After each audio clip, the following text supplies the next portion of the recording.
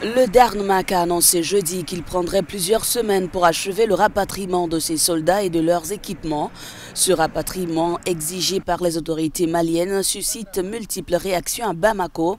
D'aucuns dénoncent le caractère unilatéral de l'arrivée des Danois. Ce que Bamako voulait, c'était en fait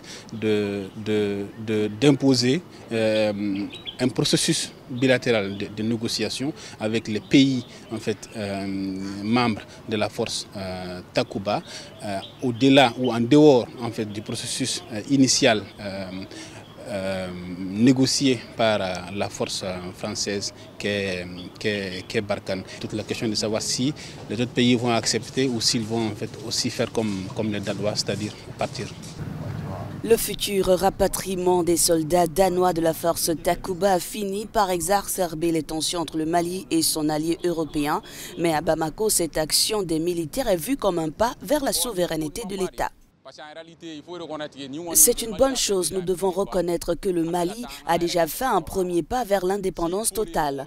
Si des gens doivent venir dans notre pays et que nous ne savons rien d'eux et que le gouvernement leur demande de partir, c'est une bonne chose.